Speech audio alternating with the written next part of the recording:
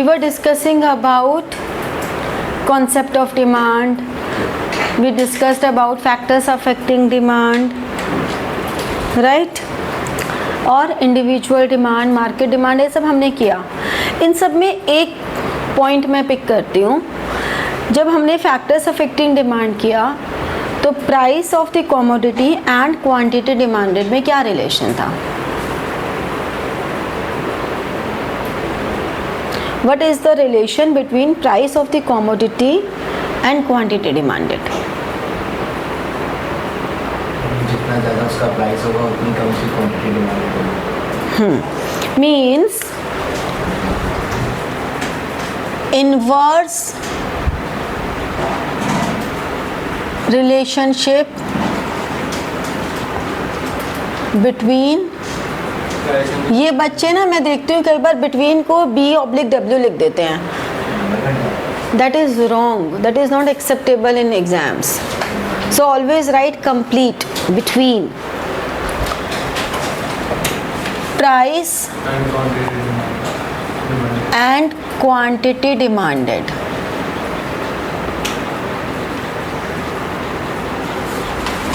We can conclude it. इसी में एक being other factors remain constant. Same नहीं लिखेंगे, constant. That is ceteris paribus.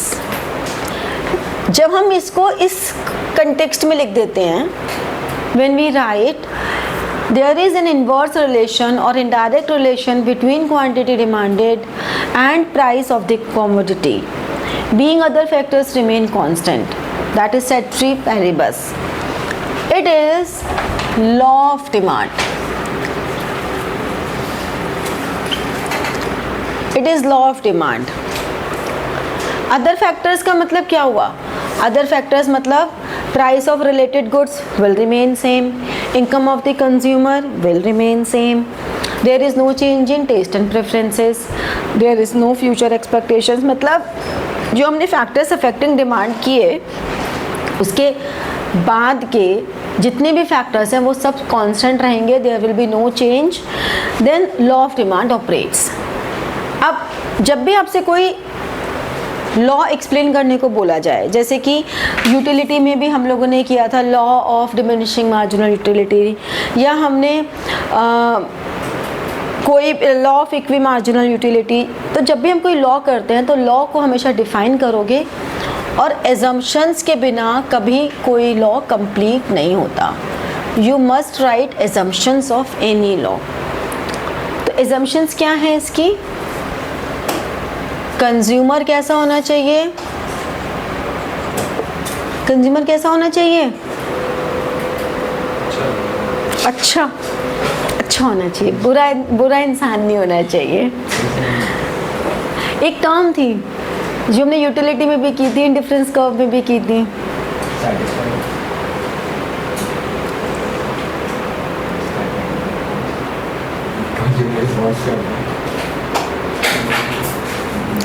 Hint दूं? आर से स्टार्ट होता है. Consumer is rational. रैशनल मतलब कंज्यूमर ऐसा होना चाहिए ही और शी वांट्स टू कंज्यूम. ठीक है, नियत होनी चाहिए. सीधी सपाट बात ये है. मान के चलती हूँ मैं, यू आर रैशनल, तुम पढ़ना चाहते हो इसलिए यहाँ बैठे हो. ठीक है, तो this is rationality. Then income of the consumer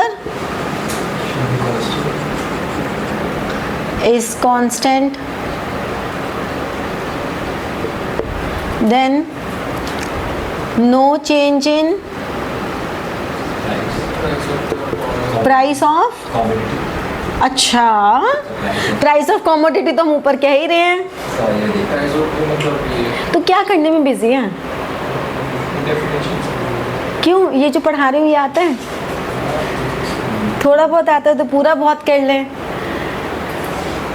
तो तो इसीलिए तो नहीं समझ में आता, जब हम ये पढ़ रहे हैं तो हम कुछ और कर रहे हैं, जब हम कुछ और कर रहे हैं तो हम कुछ और कर रहे हैं। मतलब हम जब जो कर रहे हैं वहाँ कॉन्सेंट्रेट नहीं कर रहे, हम अपने माइंड को कहीं और बिजी रख रहे हैं। ये बड़ी प्रॉब्लम होती है।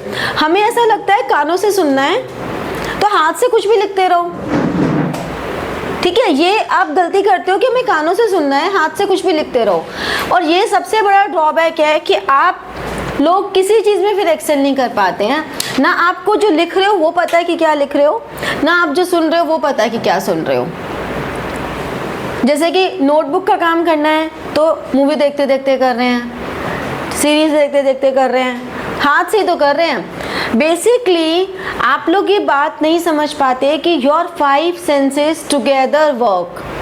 आप किसी एक सेंस से काम करेंगे, दूसरे सेंस से दूसरा काम करेंगे तो बाकी सेंसेस आपके कंफ्यूज हो जाएंगे कि भाई हम कहाँ पे कंसंट्रेट करें, और वो खिचड़ी बन जाएगी।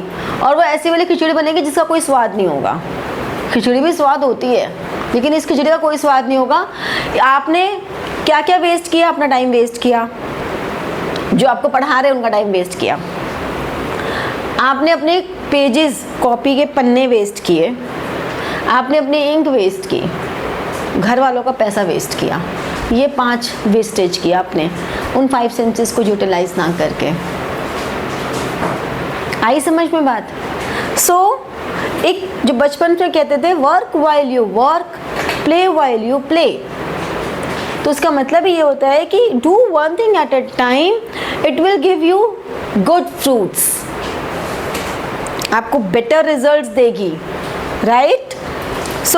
जब मैं ये करवा रही हूँ तो इस पर कॉन्सेंट्रेट करो। फिर कल जब नेक्स्ट क्लास में ये पूछूंगी तो यस क्या आंसर नहीं पता होगा, फिर ब्लैंक बैठे हो गए ऐसे ही।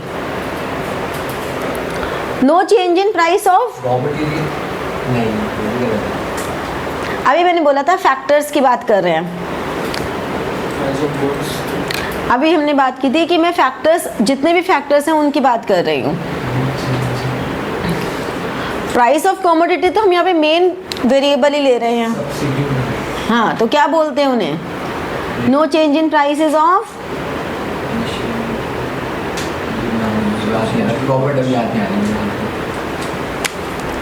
Related goods. कौन सी डेफिनेशंस कर रहे हो तुम? हमें कोई याद नहीं आती। कौन सी डेफिनेशन कर रहे हो? यही, वो फिर भी नहीं बता पाए। देख रहे हो हालत? Because you are not concentrating. जो डेफिनेशन रजिस्टर में लिख रहे हो वही यहाँ लिखनी थी, लेकिन तुम उसे रिलेट नहीं कर पाए। क्यों नहीं रिलेट कर पाए? Because you are not focusing. See, अगर आप अपनी क्लासेस में बहुत केयरफुल कंसंट्रेशन से सुन लो, चाहे वो ट्यूशन्स हो चाहे वो स्कूल हो, तो आपको पता है आपको घर पे जो आप पढ़ते हो ना उसका 50% मुश्किल से पढ़ना पड़ेगा। जो बच्चे तुमने देखे हैं ना कि अरे वो तो खूब खेलते हैं फिर भी उनके मार्क्स आ जाते हैं, उसका रीज़न क्या है? वो हर टीचर का, वो ट्यूशन हो या स्कूल हो, उनको ध्यान से सुनते हैं तो उनको अलग से पढ़ने की ज़्यादा ज़रूरत ही नहीं पड़ती। 2 जगह अगर सेम चीज़ सुन रहे हो तो उसके बाद पढ़ने की ज़्यादा ज़रूरत पड़ती नहीं है। आपको सिर्फ अपने को और फर्निश और अच्छा बनाने के लिए पढ़ना पड़ता है। बेसिक्स आपको हो जाते हैं। जो डेफिनेशन तुम लिख रहे थे वो यहाँ चाहिए थी, तुम उसे रिलेट नहीं कर पाए इसीलिए। ठीक है? No change in tastes and preferences. ठीक है? तो ये हमारी एजम्पशंस इसमें रहेंगी। अब explanation through schedule, price of commodity, quantity demanded, यहाँ पर आएगा रुपीस पर यूनिट और यहाँ पे आएंगी यूनिट्स। आप यूनिट्स ना भी लिखो, रुपीस पर केजी, तो आप यहाँ पे केजीज लिख दो। Whatever unit you are writing here, right it here. अब प्राइस 10 रुपीज़ हुआ, 12 हुआ, तो क्वांटिटी क्या होगी? ज़्यादा होगी कि कम होगी? मान लो पहले 150 थी तो अब कितनी होगी? 140 हो सकती है। ठीक है? अगर मैंने डायग्राम बनाया, क्वांटिटी डिमांडेड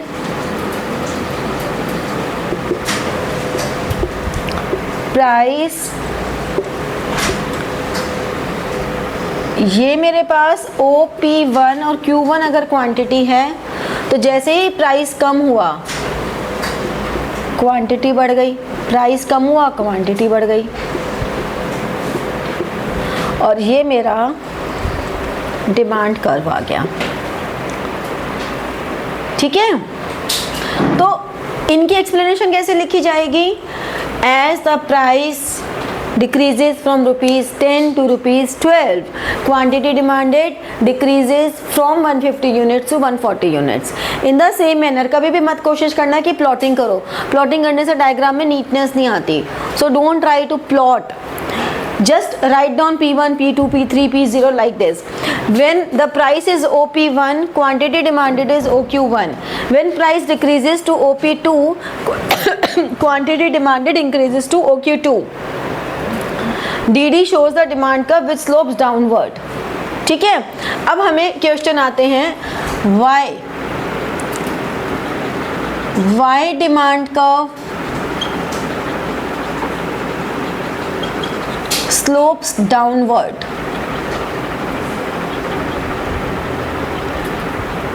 from कहाँ से, लेफ्ट टू राइट, ये क्वेश्चन पूछा जाए, या वाई कंज्यूमर डिमांड्स मोर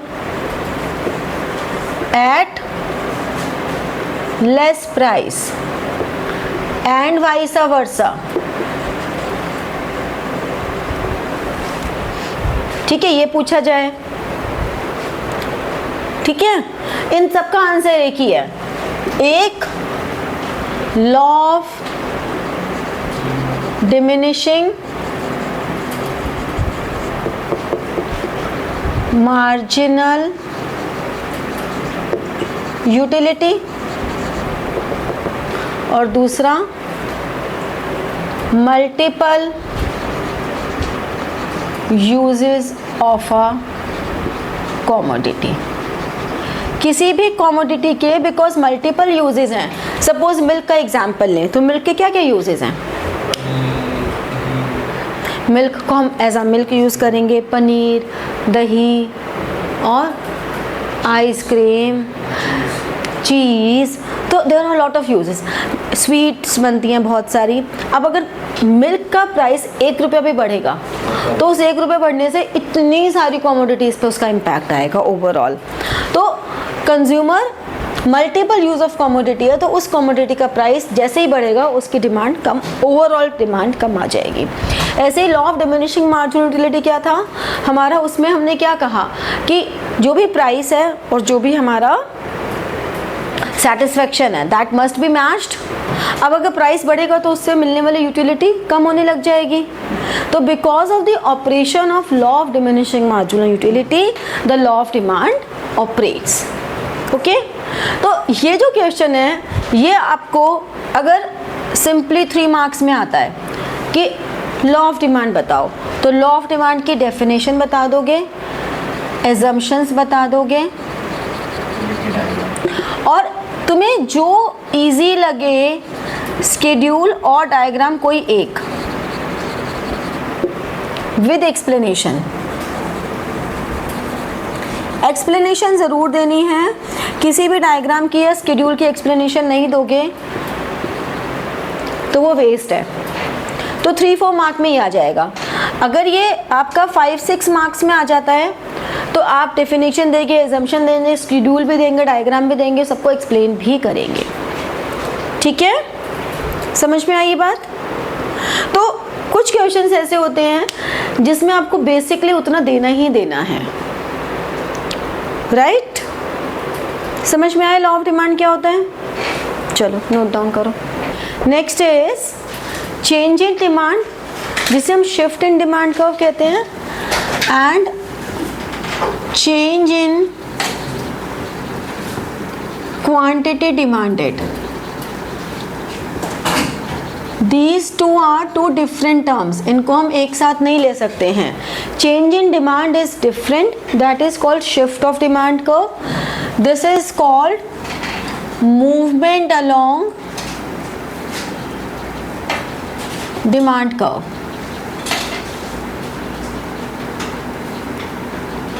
ठीक है, दो अलग अलग कॉन्सेप्ट्स हैं, shift of demand curve and movement along demand curve. Shift of demand is this movement is due to price and this shift is due to other factors than price। ठीक है, कोई भी हो सकता है, इनकम भी हो सकता है, प्राइस ऑफ रिलेटेड गुड्स भी हो सकता है, वट एवर इट इज। तो this is due to other factors then price, this is due to price. Okay, जैसे कि अगर ये हमारे पास एक है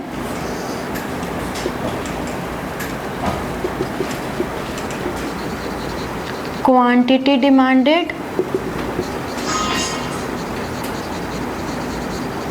and this is your price, this is demand curve DD। अगर हमारा प्राइस ये है OP0 एंड Q0, अब अगर प्राइस इंक्रीज हुआ तो A से B पर मूव हो गया। ठीक है, point moves from A to B।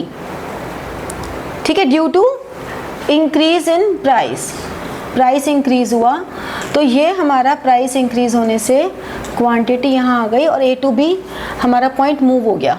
This is called contraction, और वी कैन से अपवर्ड और लेफ्टवर्ड, लेफ्टवर्ड मूवमेंट। ठीक है, अब अगर हमारा प्राइस कम हुआ, P2 हो गया, तो ये बढ़ गई, C, A से C पर आ गया। This is called expansion. Expansion means rightward and downward। ठीक है, अगर हम स्केड्यूल के अकॉर्डिंगली देखें तो price of X, quantity demanded of X, this is rupees per unit और दिस इज यूनिट्स। प्राइस 10, 8 और 6, तो क्वांटिटी अगर 100 थी तो 120, 150। तो अगर हम 8 को सेंट्रल लेके चलें तो यहाँ से यहाँ पे जा रहा है, तो प्राइस अगर बढ़ रहा है तो क्वांटिटी कम हो रही है, तो हम क्या कहेंगे, कॉन्ट्रैक्शन। लेकिन अगर प्राइस हमारा कम हो रहा है तो क्वांटिटी बढ़ रही है, एक्सपेंशन। ठीक है, क्लियर हुआ। शिफ्ट में कोई और रीज़न हो सकता है, कुछ भी रीज़न हो सकता है कंज्यूमर की इनकम इंक्रीज हो गई हो सकता है प्राइस ऑफ रिलेटेड गुड्स में कोई चेंजेस आए हों, what ever the reason is. ठीक है, बट प्राइस में कोई चेंज नहीं है, प्राइस इज सेम। तो अगर हमारा डिमांड कर्व ये D से D1 हो रहा है या D से D2 हो रहा है, तो if it shifts from D to D1, this is called rightward shift, और क्या बोलेंगे, अपवर्ड शिफ्ट।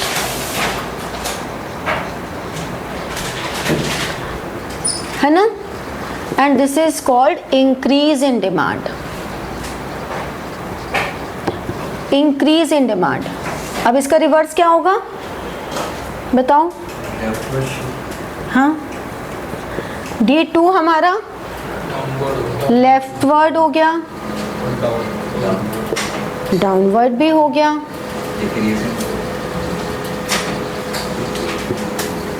और क्या हो गया? डिक्रीज इन डिमांड हो गया।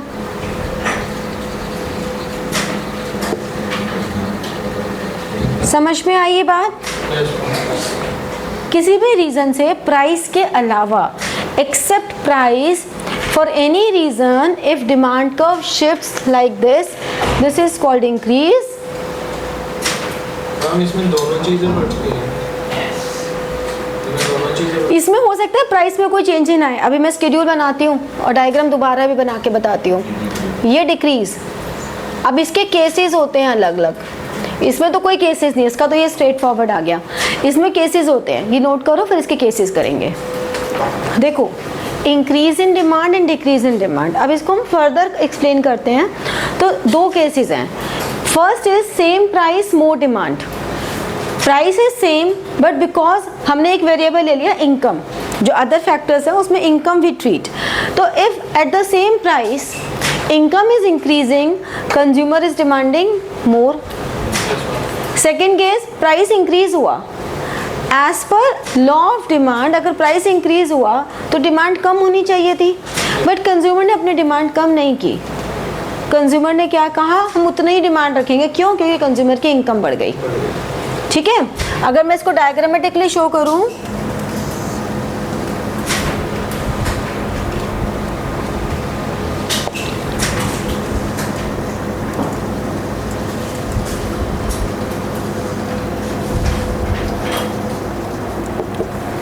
तो मेरे पास ये डिमांड कर्व है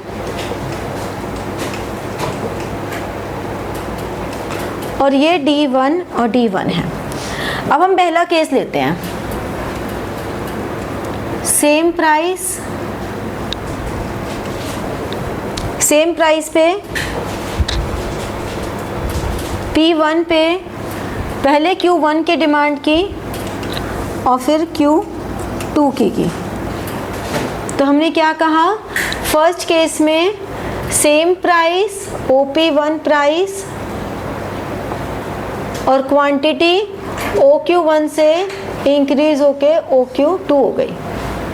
तो ये केस 1 हो गया, मतलब A से B पे जाना, A to B। देखो क्या हो रहा है, सेम प्राइस है OP1 हमारा, क्योंकि डिमांड कर्व शिफ्ट हो गया। क्यों? सेम प्राइस पे पहले वो OQ1 क्वांटिटी ले रहा था, अब उसने क्वांटिटी बढ़ा दी। क्यों बढ़ा दी? क्योंकि उसकी इनकम बढ़ गई। ठीक है ना। सेकंड केस में क्या कह रहे हैं, प्राइस इंक्रीज हुआ, ये प्राइस इंक्रीज हो गया, प्राइस इंक्रीज हो गया P1 से P2, OP1 से OP2, बट हमारी जो डिमांड है, quantity demanded, that is OQ1, मतलब A to C।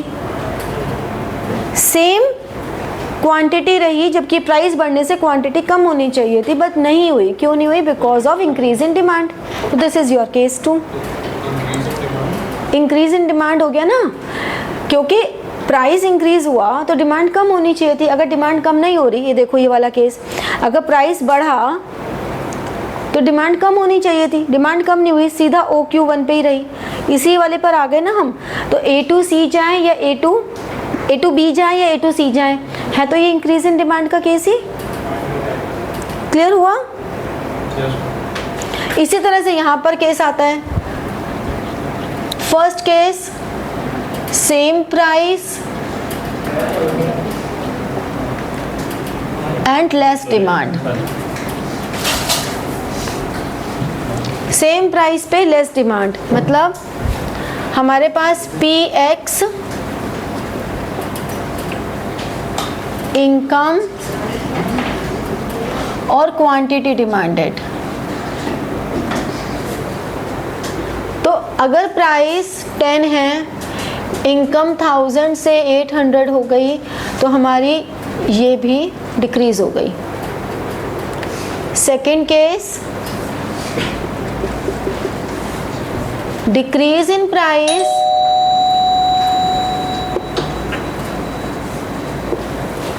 Decrease in price and same demand. क्या मतलब हो रहा है? ये हमारा प्राइस ऑफ एक्स है, इनकम है और क्वांटिटी डिमांडेड है। अगर प्राइस हमारा कम हो गया, 10 से 9 हो गया, और इनकम भी हमारी कम हो गई। अब अगर प्राइस कम हुआ तो डिमांड तो बढ़नी चाहिए, लेकिन हमारी डिमांड पे कोई चेंज नहीं आया। अगर प्राइस कम हो तो डिमांड बढ़नी चाहिए, नहीं बढ़ी, तो this is also a case of decrease in demand. अगर मैं डायग्रामेटिकली देखूं,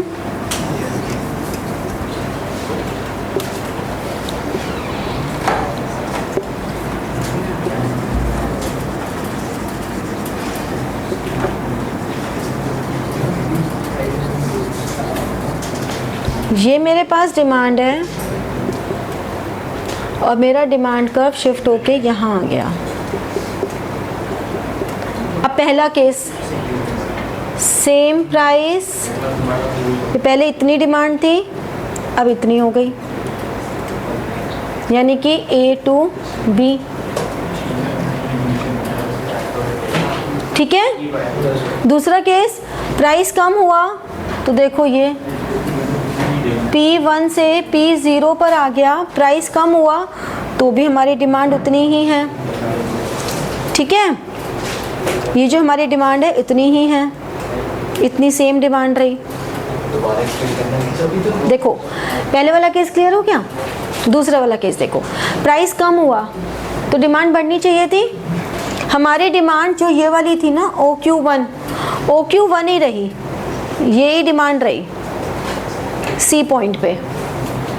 इसका मतलब सेम प्राइस पे अगर प्राइस कम हो रहा है तो प्राइस कम होने से जो डिमांड बढ़नी चाहिए थी नहीं बढ़ी, और हमारी डिमांड उतनी ही रही जितनी ये थी OQ1 पे। तो A to C, तो यहाँ जाएं चाहे यहाँ जाएं, A to C दोनों ही डिक्रीज इन डिमांड के केसेस हो गए। क्लियर हुआ? ठीक है। तो थ्योरी ऑफ डिमांड में तुम्हारे ये टॉपिक्स थे, ये अच्छे से करो। नेक्स्ट क्लास में हम लोग एक्सेप्शंस करेंगे लॉ ऑफ डिमांड की, एंड फिर उसके बाद हम लोग इलास्टिसिटी ऑफ डिमांड करेंगे जिसमें न्यूमेरिकल्स भी हैं। ठीक है, चलो नोट कर लो। तो like, share and press the bell button for getting your notifications and comment. ठीक है, थैंक यू।